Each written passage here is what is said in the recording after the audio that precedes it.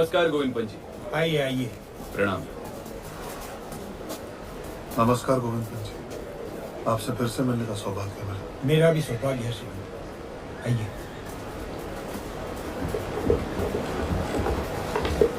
गोविंद पंत जी, ये क्या हुआ यहाँ? भीषण बरसात ने पुल बनाने ही नहीं दिया। जो बनाया था टूट गया, नावें बह गई। मैंने पूरा प्रयास किया श्रीमान, लेकिन प्रकृति से कौन जीता है।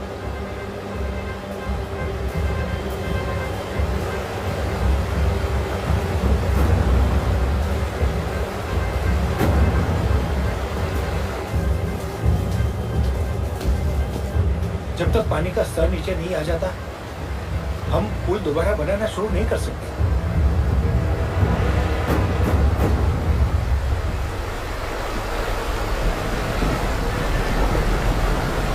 उस किनारे पर बहुत हलचल है।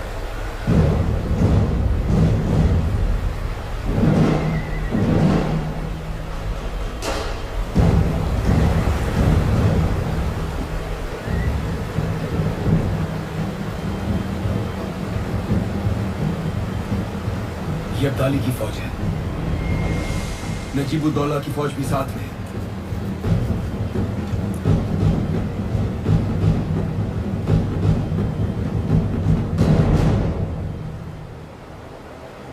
ये दूसरे ध्वज किसके?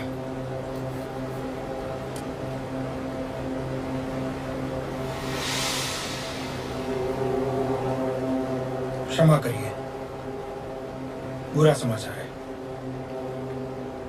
वो दूसरे ध्वज शुजाउद्दौला के हैं।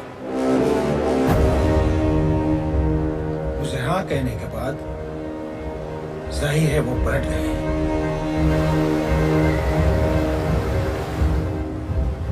शुजाउद्दौला ने हमारे साथ विश्वासघात किया है।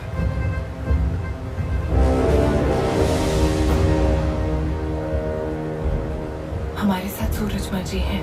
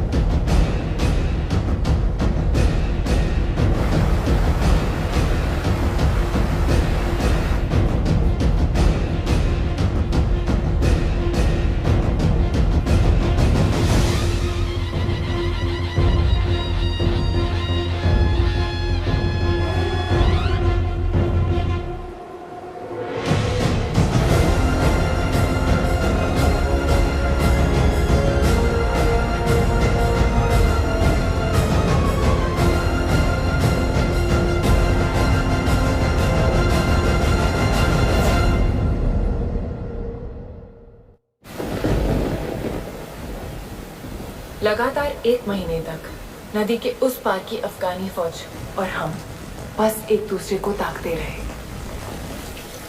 जो मुहिम अब तक उमंगों भरी थी, अब अपना भयानक चेहरा दिखाने लगी। श्रीमंत, पुल नहीं बन सकता। बारिश भी रुकने का नाम नहीं ले रही है। बोले पानी कैसे उतरेगा? भोजन और सामग्री भी समाप्त होने के कगार पे है। कब तक प्रतीक्षा करें? श्रीमंत, आज्ञा हो तो मैं एक सुझाव दूं। जी कहिए। मैं समझता हूं हमें वापस लौट जाना चाहिए। अगले वर्ष दोबारा आ जाएंगे, बरसात से पहले।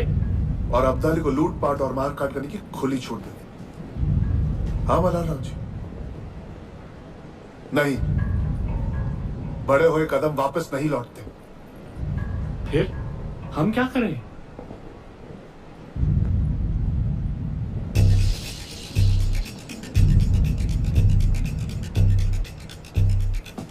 अगर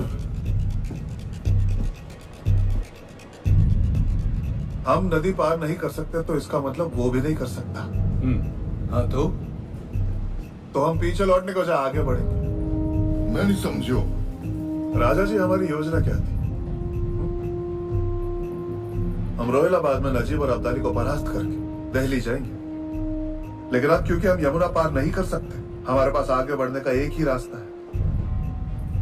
हम यमुना के साथ साथ इस किनारे से लगकर दिल्ली की तरफ जाएंगे और दिल्ली हासिल करेंगे। और एक बार दिल्ली पे अधिकार जमा लिया तो हम वहीं से यमुना पार करेंगे और अब्दाली पर हमला बोल देंगे। ये बहुत अच्छी योजना है श्रीमंत। अच्छी है, सच्चाई अच्छी है। लेकिन काका, भोजन सामग्री के बिना हम दिल्ली तक पहुंचेंगे कैसे? सूरजमल जी, मल्हाराव जी, इस तरफ कोई ऐसा है जिसे संपर्क कर सकते हैं? जी, अब मदद के लिए कोई नहीं बचा। हम यहाँ के सारे राजाओं से संपर्क कर चुके हैं। एक संभावना हते सकीना बेगम पति के गुजरबे के बाद वो ही गद्दी संभालत रही है, लेकिन गांव पे भरोसा ना करे और गठबंधन फटबंधन पे विश्वास ना रखे। सही कह रहे हैं। आप कहें तो मैं जा सकती हूँ। लेकिन वहीनी वो किसी से मिलती ही नहीं है। एक औरत से मिलने के लिए तैयार हो जाए शायद।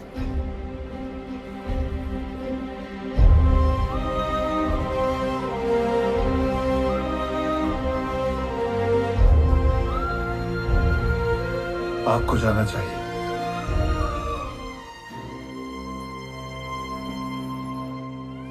नम्रता और दृढ़ता ऐसी चाबियां हैं जिनसे कोई भी ताला खोला जा सकता है। कई संदेश भेजने के बाद सकीना बेगम मुझसे मिलने के लिए तैयार हो गई। चश्मे नूर, राहते दर्दे रियाया, जीनते मुल्क, बेगम सकीना तशरीफ ला रही हैं। श्रीमंत सदाशिवराव भाऊ पेशवा की धर्मपत्नी पेशवीन पार्वती बाई। तशरीफ रखिए।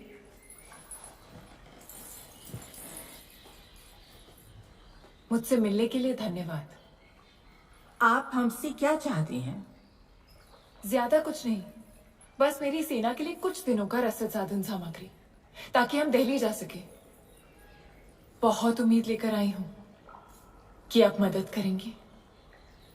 एक बार हमने आपकी फौज को यहाँ आने दिया तो उन्हें हमारा तख्त पलटने में देर नहीं लगेगी। बेगम आपा, जरा सोचिए, अगर पेशवा की नजर आपकी सल्तनत पर होती तो वो अपनी फौज भेजते, अपनी पेशवीन को नहीं। मैं तो आपके पास दोस्ती का हाथ बढ़ाने आई हूं। पार्वती बाई, दोस्तों से ज्यादा डर लगता है। आप दिल्ली क्यों जा रही हैं? अहमद शाह अब्दाली को रोकने। तब तो और भी मुश्किल है। अगर हमने आपकी मदद की तो अब्दाली हमारी रियाया को तबाह कर देगा। ऐसी ही एक जंग में हम अपना शौहर खो चुके हैं। जंग तो मर्दों के अहम का, अना का खेल है। खुद फना हो जाते हैं और बेवाओं और लावारिस बच्चों को रोता बिलखता छोड़ जाते हैं। मैं समझ सकती हूँ आपा, पर फिर भी ये जानकारी मुझे रोक नहीं पाई। कोसों दूर से जान हथेली पर रखकर अपने पति के साथ आई हूं, क्योंकि मुझे उनके नेक इरादों पर पूरा भरोसा है। उनकी जंग इस देश के लिए है। आपके स्वर्गीय शौहर ने भी इसी देश के लिए अपना बलिदान दिया था ना? हाँ। बलिदान?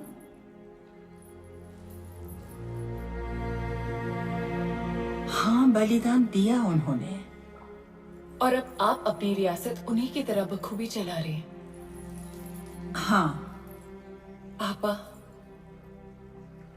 मैं जानती हूं कि ठीक मेरी ही तरह आप भी किसी शाही खानदान से नहीं हैं, और ना ही आप किसी नवाब की बेटी हैं। हम दोनों आम आदमी का दर्द समझते हैं, है ना? जंग में सबसे ज्यादा नुकसान तो उन्हीं का होता है। उन्हें बचाने के लिए हमें एकजुट होना ही पड़ेगा। हमारे मरहूम शौहर का भी यही मानना था, और इसी वजह से वो जान खो बैठे। अगर आज वो जिंदा होते और मैं उनसे मिलने आती, तो क्या उनका जवाब भी इनकार में ही होता? वो क्या कहते इतना बता दीजिए, मैं लौट जाऊंगी।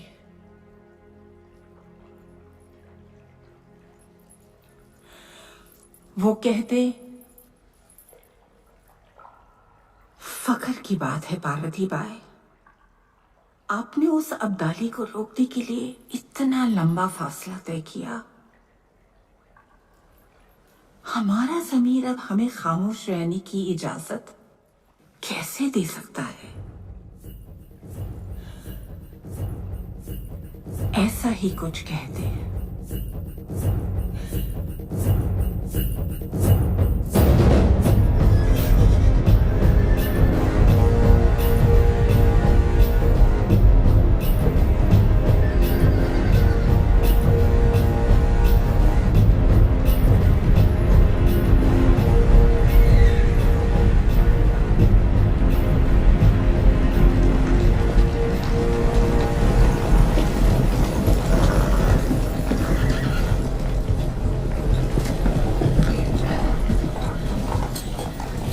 बोरी मकई और चावल और 5000 सिपाही। मैंने सकीना आपा को पूरे समर्थन के लिए राजी कर दिया।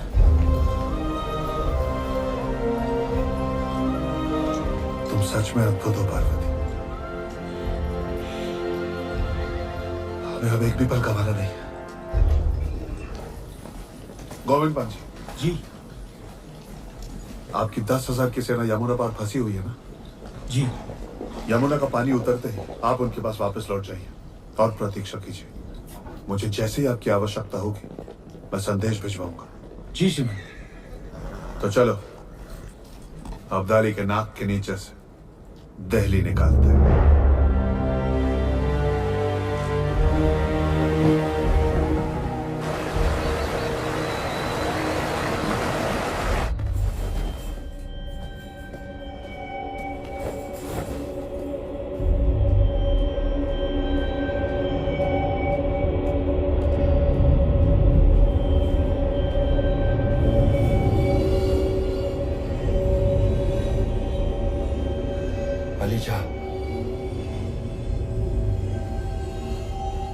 खुशखबरी है, मराठा जमुना किनारे से लौट गई। उनके तंबू का नामो निशान नहीं है, भाग लिए।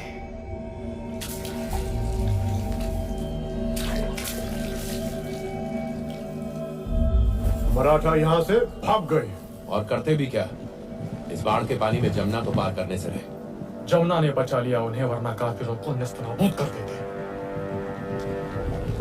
मुझे नहीं लगता कि वो इतने जल्दी मैदान छोड़ देंगे। नजीब जी, पता करो कहाँ गायब हो गए और क्या है उनके इरादे।